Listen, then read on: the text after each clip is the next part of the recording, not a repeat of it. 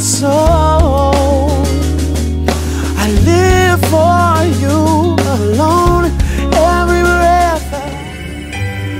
Dans la même atmosphère d'abandon, présentant ces moments au Seigneur. Père éternel, nous présentons, Seigneur, ces moments. Nous venons devant toi ce soir, afin que toi seul, Seigneur, sois béni.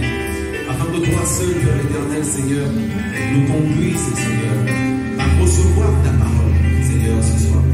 Nous venons devant toi, Seigneur, parce que nous voulons nous abandonner, Seigneur. Nous voulons nous offrir, Seigneur, totalement en sacrifice pour toi. Seigneur, ce soir, nous t'appelons, Seigneur. Nous savons que tu es là, Père éternel.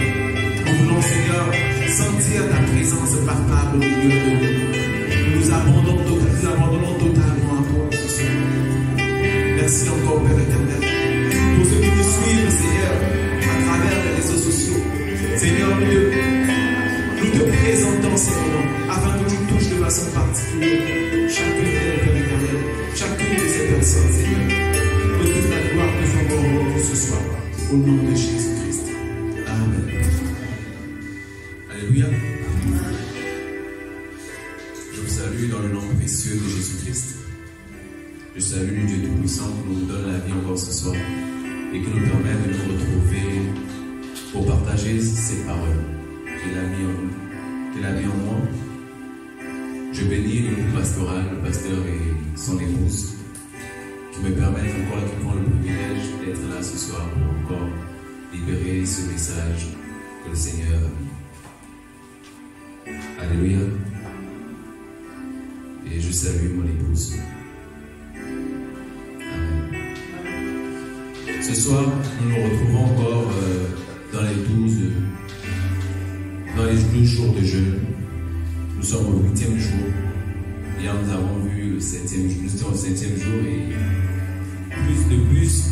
plus on s'approche de la fin, plus ça devient difficile. C'est quand ça devient difficile que ça devient intéressant. Amen. Donc ce soir, nous allons voir l'offrande sacrificielle. L'offrande sacrificielle. L'offrande sacrificielle est un moyen de toucher le cœur de Dieu. Amen. L'offrande sacrificielle est un moyen de toucher le cœur de Dieu. Nous allons commencer par lire, par écouter ce que la Bible nous dit dans 1 Chronique 21-24. 1 Chronique 21-24.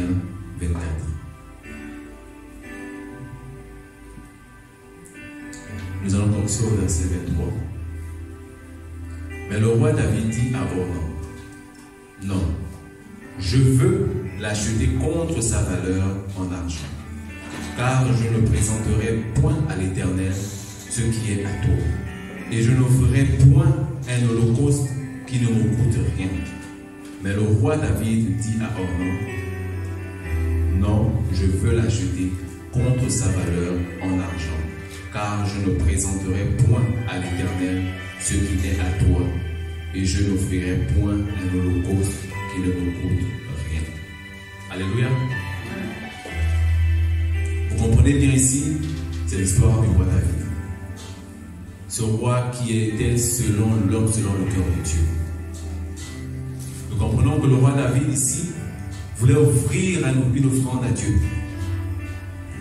Voulait présenter un holocauste à Dieu. Mais en allant vers cette personne, Ornan, lui, voyant le roi David, veut offrir au roi David ce que le roi David veut offrir comme offrande à Dieu. Mais le roi David reprend cet homme en disant, il ne veut rien de gratuit. Il veut offrir au Seigneur ce qui lui coûte. Il ne veut rien offrir au Seigneur qui ne coûte rien. Quand nous entendons qu'il ne coûte rien, qui n'a pas de valeur. Parce que c'est un cadeau qu'il a reçu. Et ce cadeau n'a pas de valeur pour le roi David. Alors le roi David veut acheter au prix d'argent. Au prix d'argent cet article afin de l'offrir à Dieu. Amen. Ce qui nous ramène ici dans le quotidien. L'homme aujourd'hui a traduit l'offrande uniquement en argent.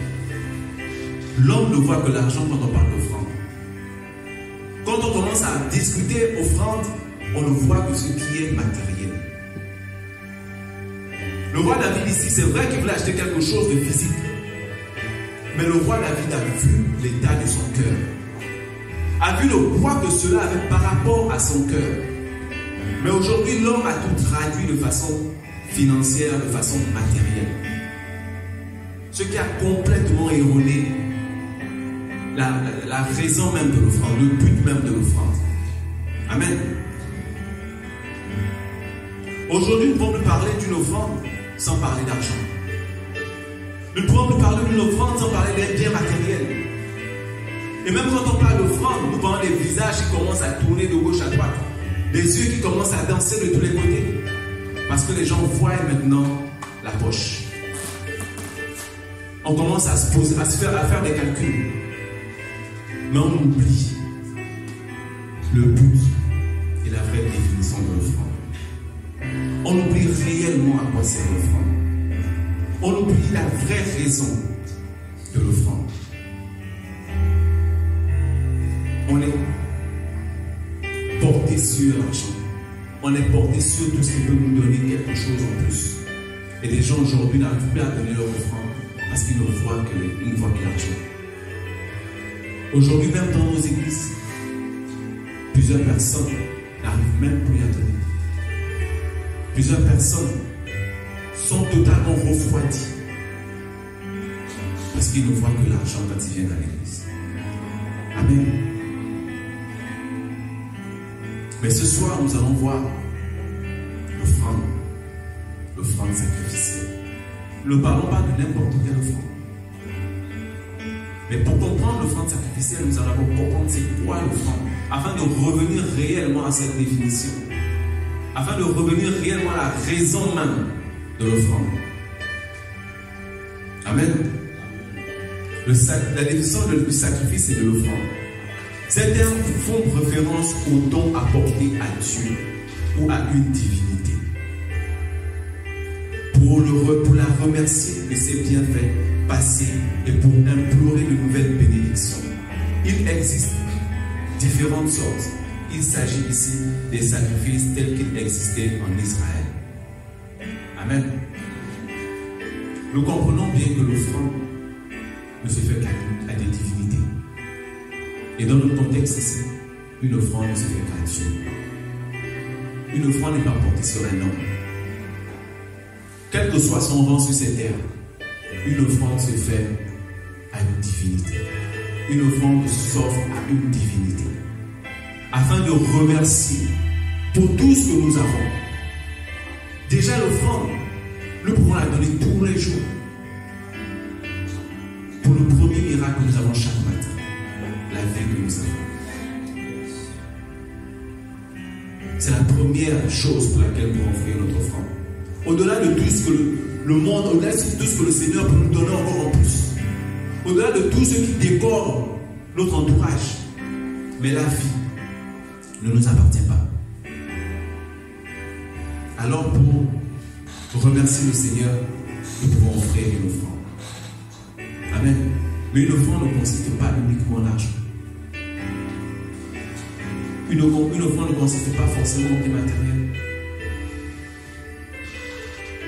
Une offrande peut être chacun de nous. Une offrande peut être toi, moi ou une autre personne. Amen. Aujourd'hui, nous voyons plusieurs personnes, comme je disais, qui ont complètement changé de voie, qui ont changé de direction.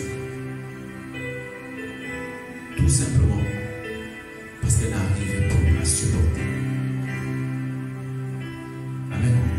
Mais certainement, je pense que le message a été mal passé. Et c'est pourquoi plusieurs personnes se sont un peu détournées. Amen. Mais ici, nous allons nous poser une question très importante.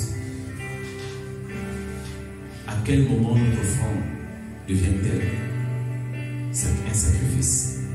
À quel moment notre offrande devient-elle sacrificielle pour Dieu? quel moment notre offrande devient-elle sacrificielle pour Dieu? Vous savez, Dieu n'a pas besoin de notre argent pour aider. Dieu n'a pas besoin de notre argent pour gérer.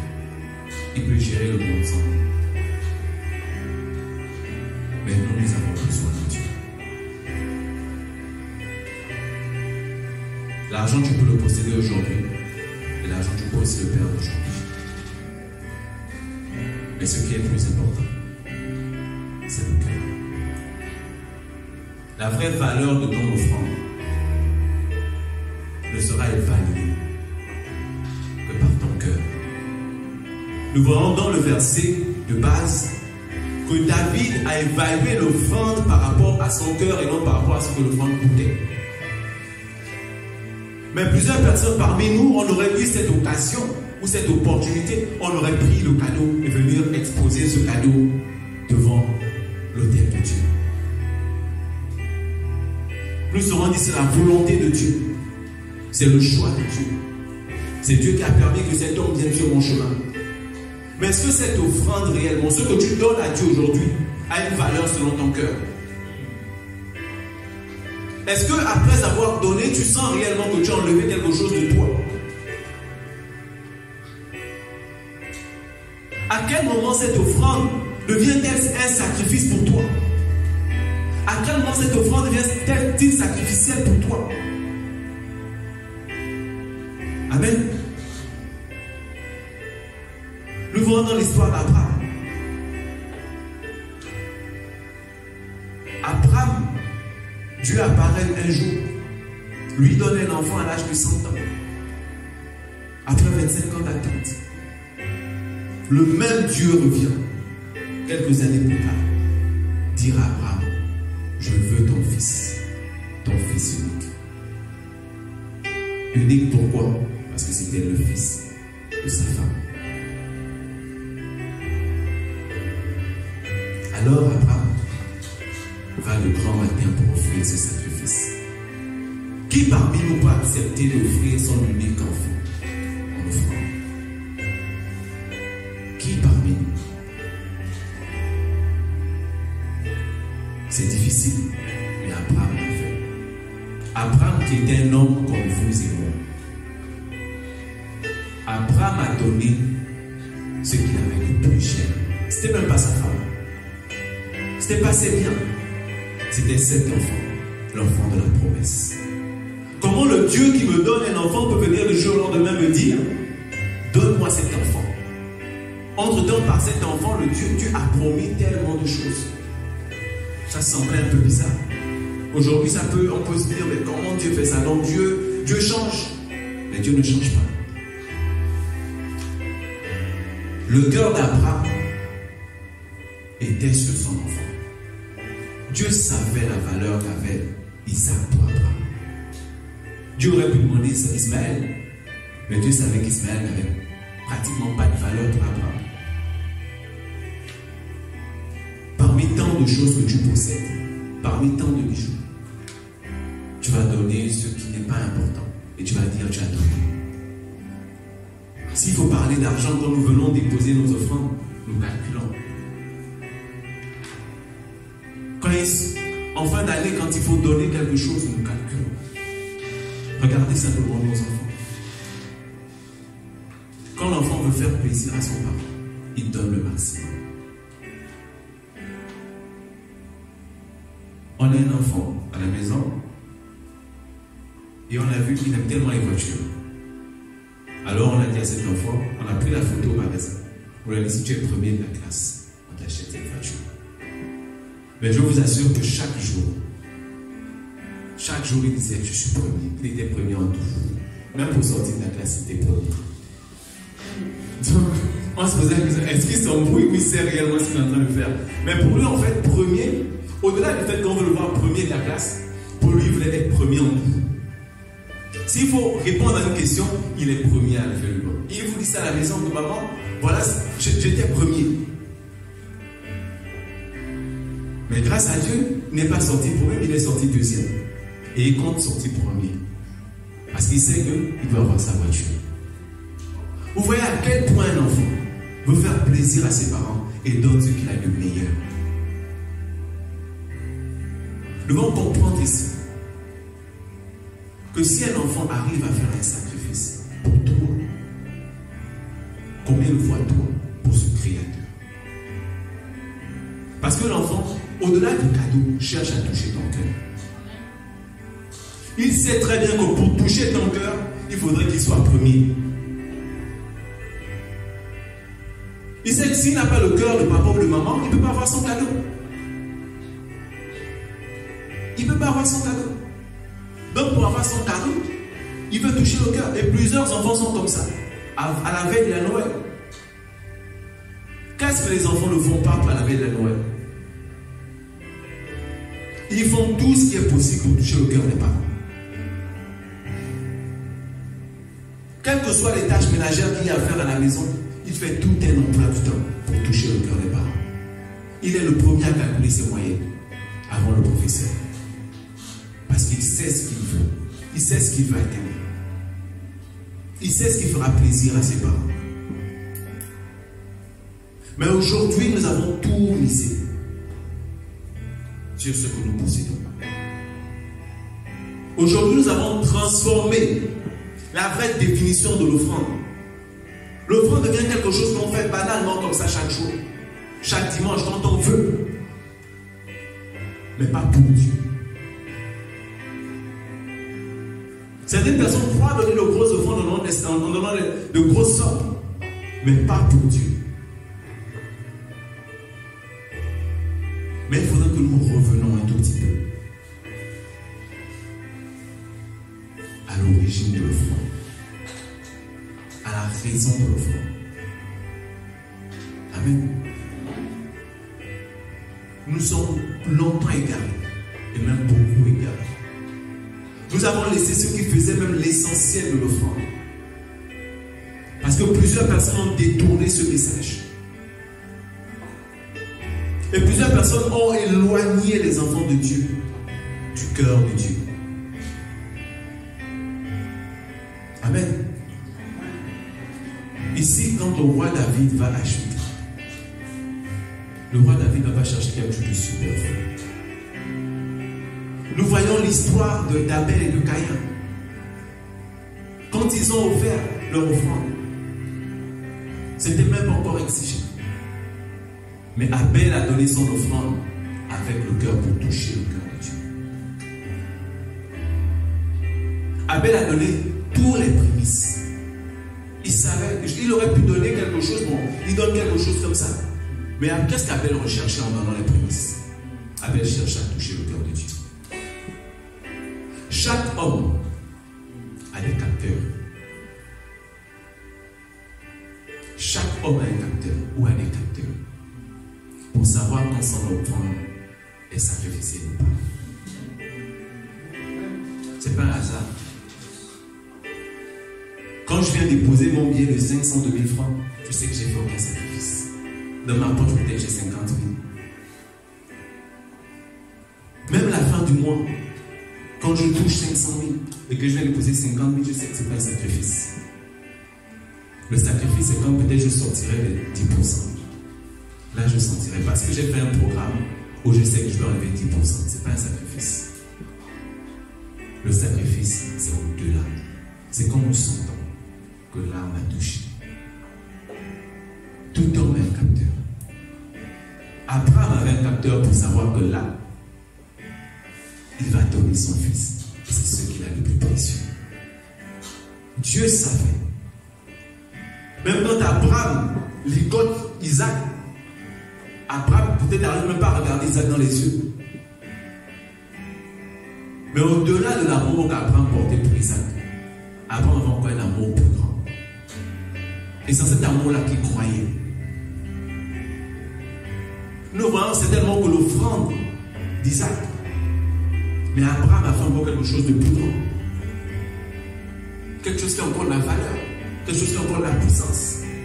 Quand Abraham décide de quitter un pays pour un lieu imaginaire, décide de tout abandonner du jour au lendemain. Combien de personnes parmi nous peuvent décider de faire ce sacrifice? Combien de de personnes parmi nous peuvent décider d'abandonner ce qu'ils ont déjà pour se donner totalement à Dieu, pour essayer même de toucher ou de frôler même le cœur de Dieu. Parce que chaque jour, nous ne cherchons pas à frôler le cœur de Dieu, qu'on est même touché. Ce que nous essayons de faire, c'est de faire comme les autres. C'est faire plaisir à mon pasteur. C'est faire plaisir à mes frères. C'est toucher le cœur du pasteur afin que je puisse toujours avoir les grâces du pasteur. Mais le pasteur, lui, ne cherche pas à avoir les grâces des hommes. Il cherche à avoir les grâces de Dieu. Nous devons chaque jour activer nos capteurs. Quand l'homme a créé le véhicule, l'homme n'a pas inventé. L'homme a créé à partir de quelque chose. Je sens que là, mon cœur me fait mal. Alors je sens que je dois certainement faire plus. Ou je sens que là, je le ressens. Alors je dois faire plus pour ressentir quelque chose. Nous devons chaque jour activer nos capteurs quand nous voulons toucher le cœur de Dieu. Amen.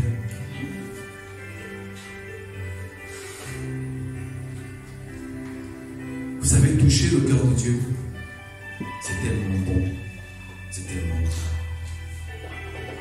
Il y a plusieurs exemples dans la Bible. Le pasteur, je pense que c'était lundi, nous a pris un exemple. Pourquoi il était nécessaire de toucher le cœur de Dieu? Pourquoi il était nécessaire de toucher le cœur de Dieu? Il nous a pris un exemple tellement fort, l'exemple de Salomon. Amen. Et nous pouvons lire dans 1 Roi 3, 4 à 5. Le roi se rendit à Gabaon.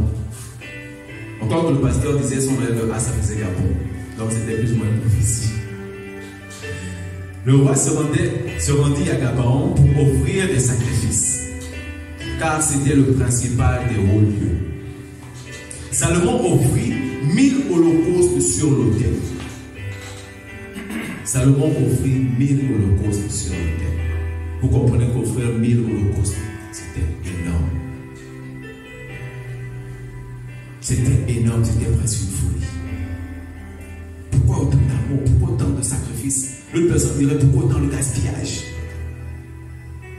Mais Salomon n'a pas regardé tout ça à la quantité. Il a regardé à son cœur, ce que son cœur lui demandait de faire. Peut-être même il allait au-delà. Et alors, qu'est-ce que le verset 5 nous dit? À Gabaon, l'Éternel lui apparut en rêve pendant la nuit, et Dieu lui dit: demande-moi ce que tu veux, que je te donne. Ça n'arrive pas à une personne qui ne touche pas le cœur de Dieu. S'il y a plusieurs enfants dans la maison, comme je vous ai pris l'exemple de notre fils, s'ils sont à 2 ou à 3, et que c'est lui qui arrive à toucher notre cœur par rapport à la proposition qui a été faite, au-delà de la voiture, on va lui demander: qu'est-ce que tu veux d'autre? Et ça, Dieu vient à Salomon en rêve, dans la nuit, et demande à Salomon qu'est-ce qu'il veut. Je pense que plusieurs parmi nous, nous avons eu ces moments avec nos parents, où nous avons fait des choses tellement fortes qui touchaient le cœur de nos parents, qui nous ont demandé ce qu'on voulait. Parce que quand nous touchons le cœur des parents, nous ouvrons la boîte. Les parents parfois oublient même la quantité de dépenses qu'ils ont à faire. Ils oublient même parfois leurs problèmes pour satisfaire, pour faire plaisir à cet enfant. Si un enfant sait à quel moment toucher le cœur des parents, faire une offrande sacrificielle, c'est que nous savons également que nous pouvons, à quel moment nous pouvons le faire et comment nous pouvons le faire. Amen. Vous voyez bien que offrir une offrande sacrificielle, ça ouvre forcément les portes de plusieurs grâces. Pas pour le faire pour des grâces, pas pour le faire des bénédictions.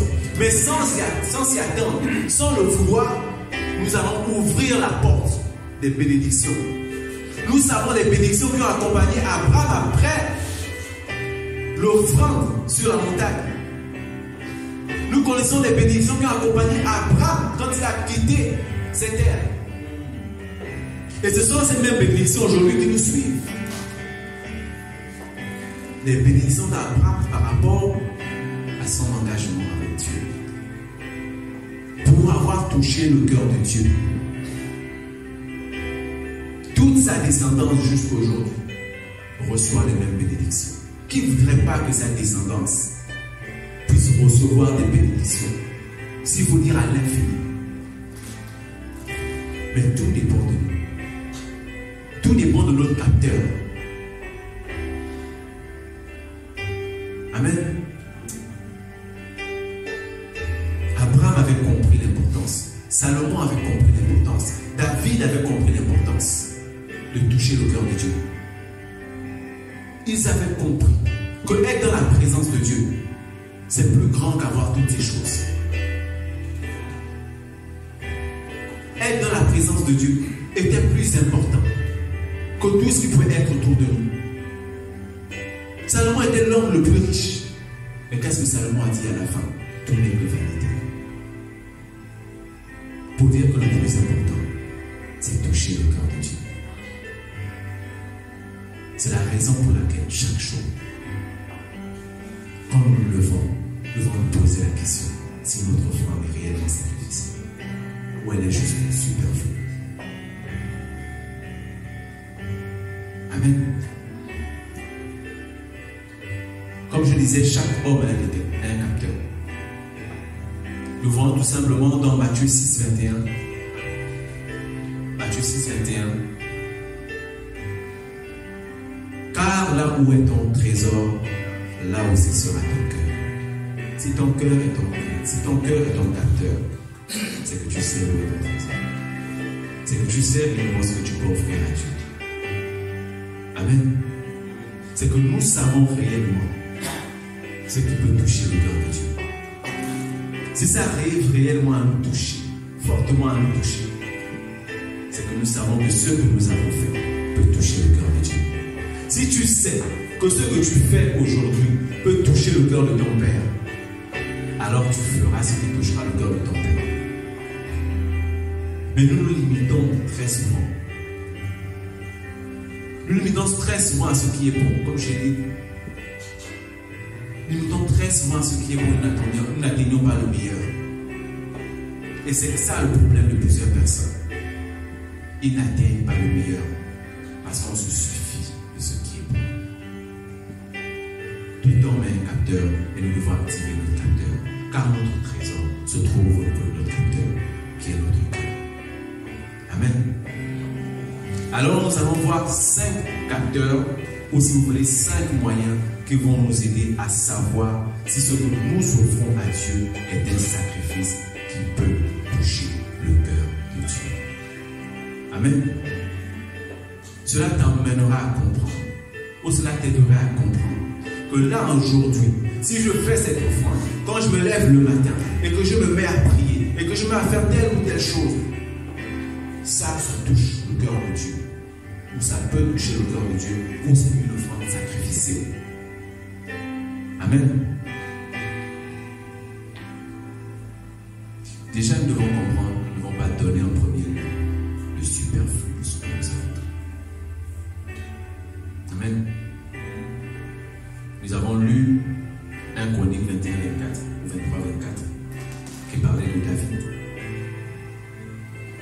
Déjà, notre cœur doit nous indiquer que parmi tout ce que je possède, parmi tout ce que j'ai, qu'est-ce qui est le plus important à mes yeux?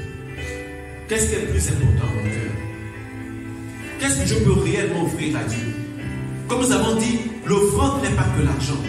L'offrande n'est pas que les biens matériels, mais va bien au-delà. Mais s'il fallait même parler des biens matériels, parmi tout ce que tu possèdes, qu'est-ce que tu peux réellement offrir qui n'est pas un superflu à Dieu? Tu sais ce qui est un superflu dans tes affaires. Parfois, quand nous arrivons dans un bureau, le premier jour, nous n'avons rien. Mais quand nous quittons de ce bureau, nous avons tellement de choses, parfois qui ne sont même plus importantes. Et nous voyons souvent, nous traînons des cartons qui pèsent énormément. Nous prenons une voiture qui va transporter tas de cartons qui ne servent plus à rien. Mais parmi toutes ces choses, il n'y a qu'une seule chose certainement qui est importante.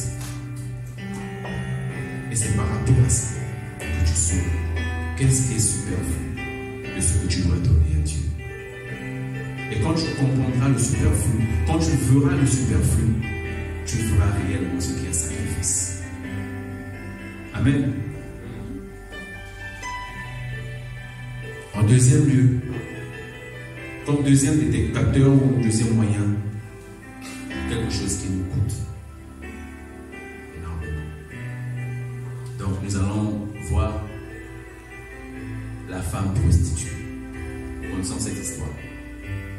Quand Jésus a été invité chez Simon, et que cette femme a su qu'il était chez Simon, elle est venue chez Simon et elle a lavé les pieds de Jésus.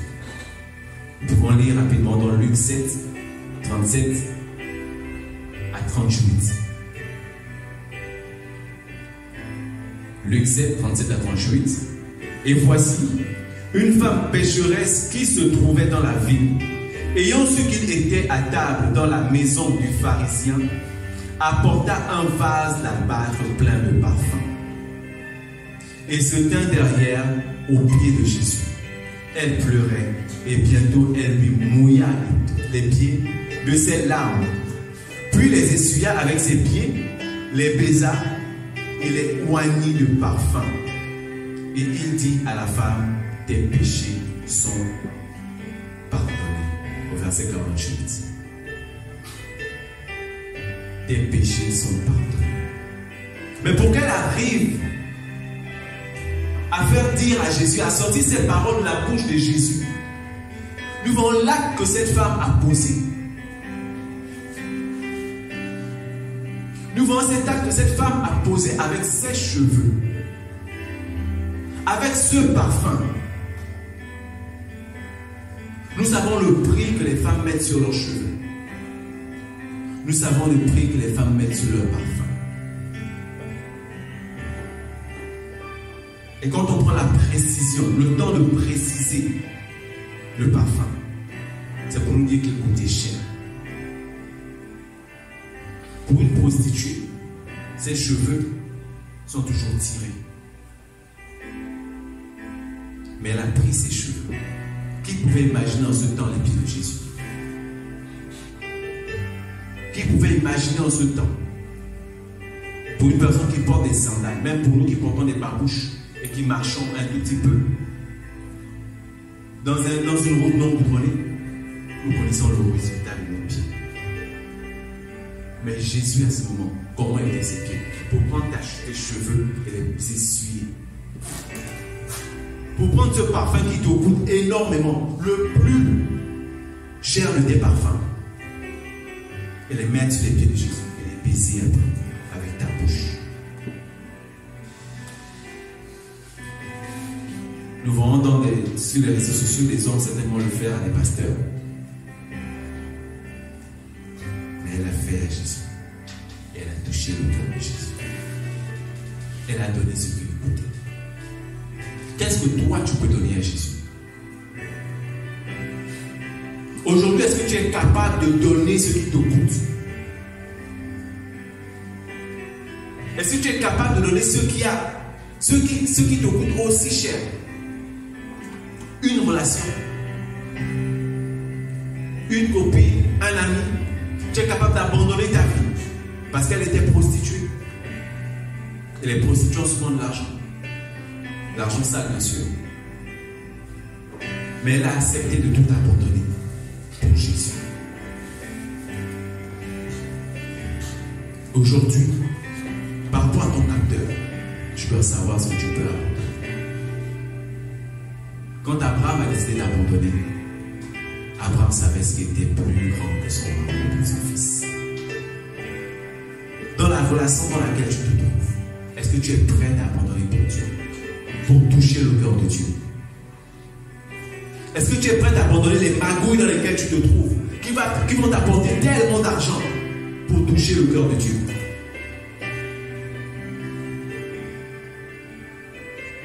Amen. En troisième, nous verrons quelque chose qui a de la valeur. S'il faut revenir sur l'exemple de cette femme, son parfum avait de la valeur. Et au-delà de ça, il y a quelque chose qui a plus de valeur. La vie de Jésus. Jésus a donné ce qu'il y avait le plus. Il a donné sa vie. Quelle est la valeur maintenant? Ta vie. Pour dire qu'une vie n'a pas une valeur matérielle et financière. Mais Jésus a pris ce qu'il avait le plus cher. Jésus a donné sa vie pour nous. Il a fait le sacrifice. Dieu a donné ce qui avait la plus grande valeur à ses yeux et à son cœur. Son fils. C'est tellement quand Dieu demandait à Abraham de donner Isaac, Dieu savait qu'il devait lui aussi donner son fils Jésus-Christ. Il a donné ce qui avait de la valeur. Jésus a touché le cœur de Dieu. Jésus aurait pu faire comme Adam et Ève. Mais Jésus a donné ce qu'il avait le plus. Et qu'est-ce que Jésus est devenu après? Il a eu le nom au-dessus de tout. Il est assis à la droite de Dieu le Père. Qu'est-ce que tu as de si grand? Qu'est-ce qui a une si grande valeur à tes yeux que tu ne peux pas laisser, que tu ne peux pas sacrifier, que tu ne peux pas donner en offrande pour Dieu? Qu'est-ce que tu ne peux pas faire? Qu'est-ce qui est si important pour toi? Au point que même Dieu passe en second plan. Au point que même toucher le cœur de Dieu n'est pas ta priorité. N'est même pas dans ta liste. Ce qui est important pour toi aujourd'hui, c'est de toucher. C'est de toucher ce qui est sur terre. C'est de toucher tout ce qui est éphémère. Comme certaines personnes disent, on ne vit qu'une seule fois. Jésus était sur terre, il savait que sur terre, on ne vit qu'une seule fois. Mais il savait qu'il avait au-delà de ça.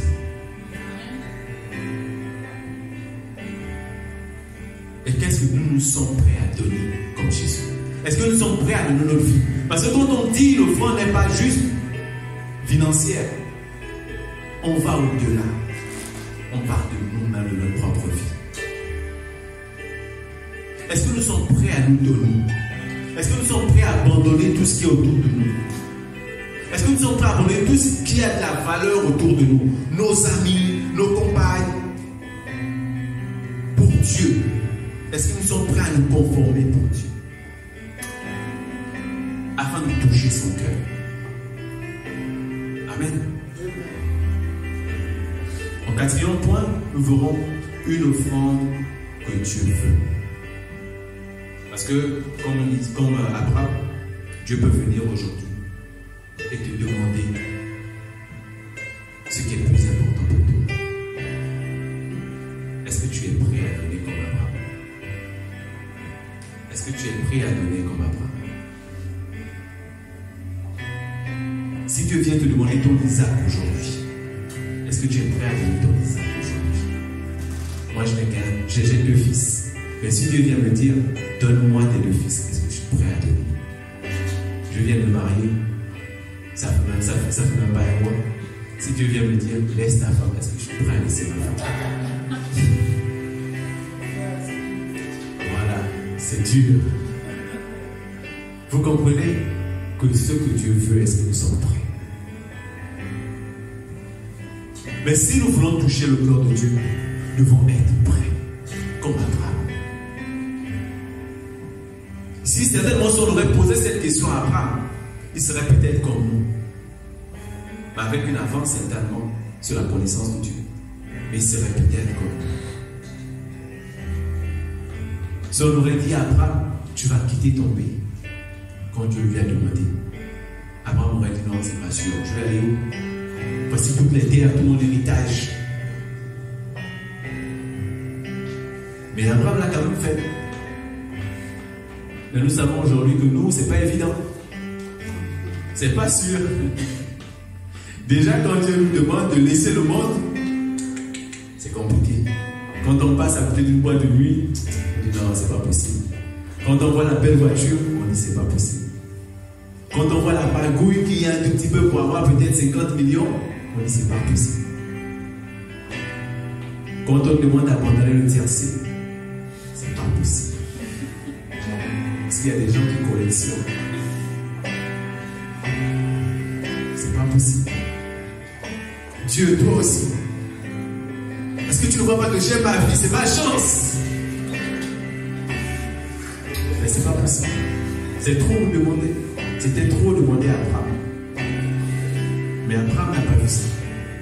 Abraham a vu l'amour qu'il avait pour Dieu. Abraham a vu cet homme, ce Dieu-là qu'il avait quitté de son pays et qu'il a emmené à son seul. Ce Dieu à 100 ans qui lui a donné un enfant. Et ce Dieu qui lui a promis une descendance après cet enfant. Pour un homme qui avait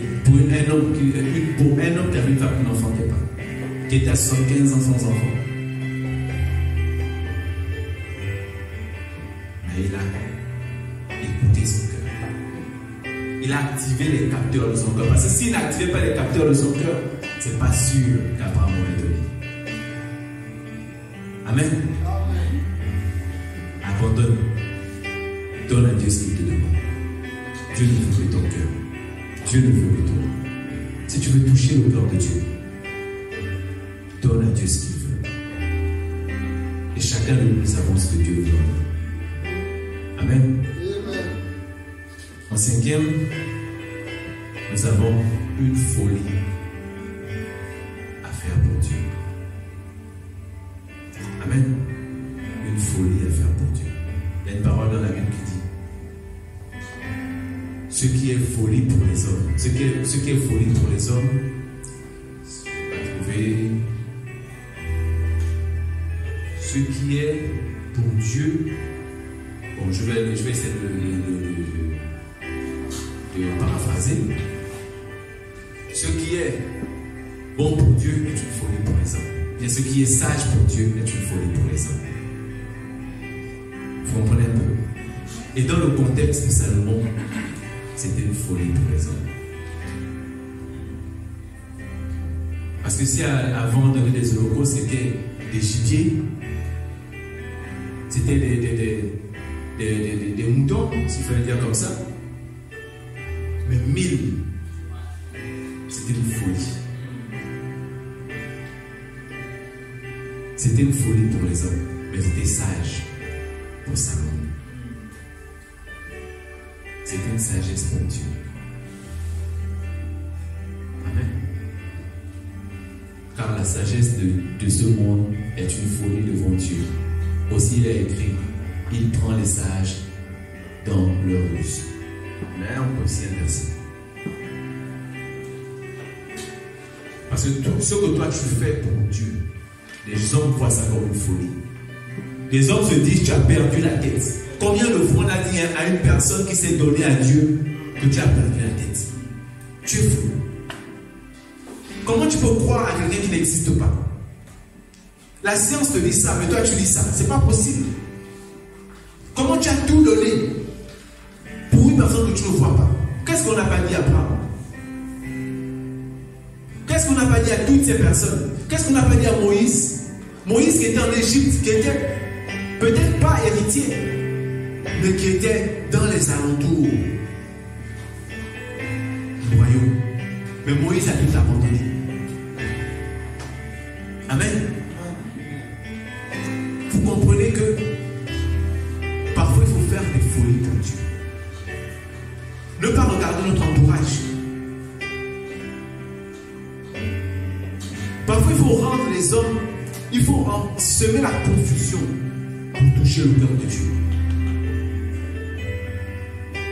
Ce qui est une folie pour les hommes n'est peut-être pas une folie pour Dieu. Comme je vous ai dit, Dieu n'a pas besoin de notre argent pour aider. Dieu n'a pas besoin de nos biens pour aider. Amen. Alors, comme conclusion, pour finir, Si tu veux savoir que tu as donné un sacrifice à Dieu, c'est quand ton cœur tu perds le sommeil. Amen. Et c'est quand tu perds le sommeil. C'est quand tu perds le sommeil, l'appétit. Quand tu donnes, tu réfléchis à ce que tu avais donné. Mais si tu donnes sans que ton cœur fût troublé, c'est que tu n'as pas fait un sacrifice. Nous comprenons que nous donnons sans que notre cœur nous soit troublé, sans que nous perdons l'appétit, sans que nous pensons à ce que nous avons donné. Alors c'est pas encore un sacrifice. Cherchons à perdre l'appétit, cherchons à perdre le sommeil, pour savoir que c'est un sacrifice que nous avons fait à Dieu. Je vous remercie. Alléluia. Amen. Que Dieu soit loué. Nous bénissons le Seigneur pour sa parole ce soir. Amen. J'espère que Dieu t'a parlé à toi ce soir. Amen. Et qu'il t'a dit quelque chose d'assez important. Amen. Ce que nous devons retenir déjà, c'est de faire comprendre que on touche le cœur de Dieu par l'obéissance. La Bible dit l'obéissance vaut mieux que le sacrifice. Mais cela ne veut pas dire que les sacrifices ne sont pas importants. Il a dit vaut mieux que. Donc ça veut dire aussi que les sacrifices sont importants, sauf que l'obéissance est plus important à Dieu. Alléluia. Je sais que pendant qu'il est en train de donner la liste des caractéristiques d'une offrande sacrificielle, je sais que Dieu t'a parlé. Amen. Je sais que Dieu t'a dit quelque chose. Il t'a dit voilà, c'est ça que je veux que tu me donnes. Amen. Tu veux toucher le cœur de Dieu, Dieu t'a dit ce que tu dois donner. Alléluia. Et nous savons que lorsque nous donnons à Dieu, nous touchons son cœur.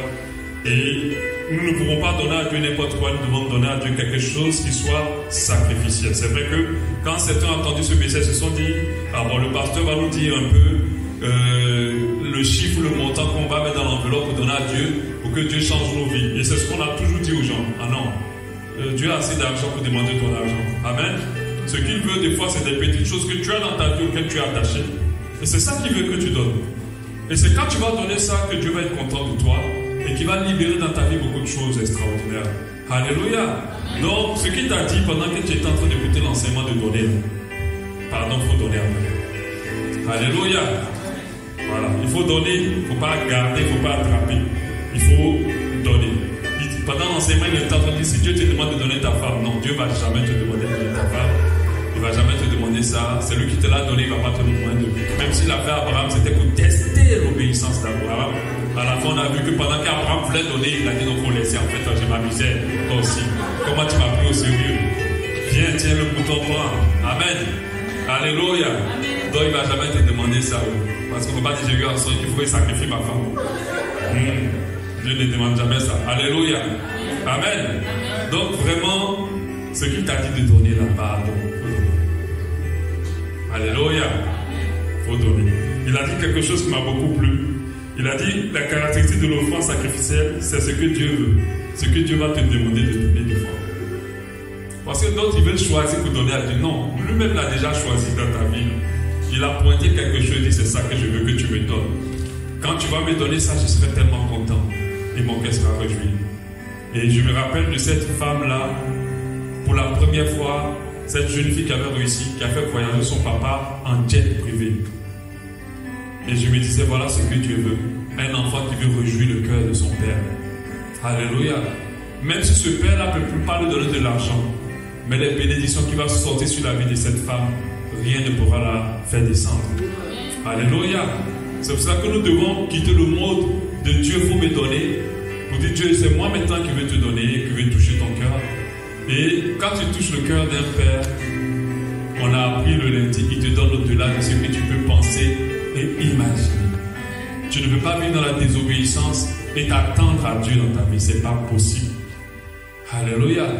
Tu ne peux pas aussi te lever, ne pas penser à offrir à Dieu dans l'esprit du sacrifice et t'attendre à Dieu. Demain nous verrons que Dieu est touché aussi par la manifestation de la charité. Et sois là pour écouter aussi, parce que ça touche le cœur de Dieu quand on manifeste la charité. Alléluia. On va prier par rapport à cela. Tu vas dire, Seigneur, ce que tu m'as montré de donner là, donne-moi la force de donner. Alléluia. Ce que tu m'as montré de donner, prie, dis-le à Dieu, donne-moi la force de donner. Ce que tu veux que je te donne comme offrande, donne-moi la capacité de le faire. Alléluia. Je te donne tout. Je te donne mon cœur. Il ne m'appartient plus. Oh, ce que j'ai de meilleur, tout est pour toi, Jésus.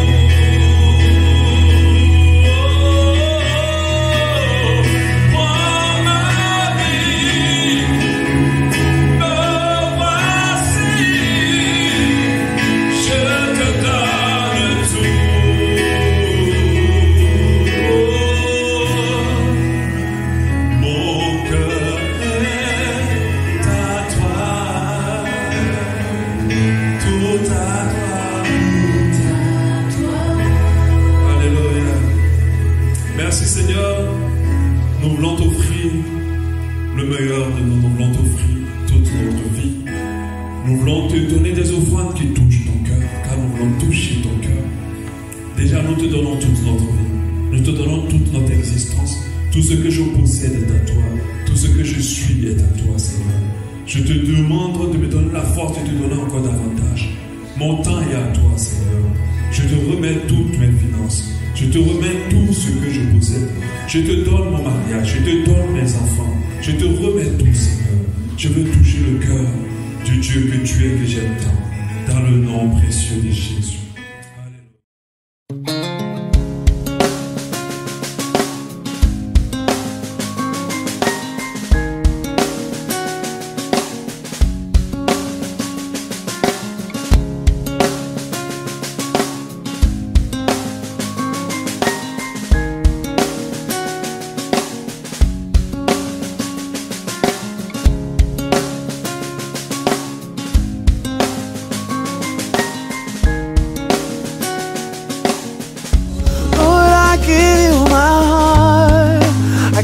My soul, I live for you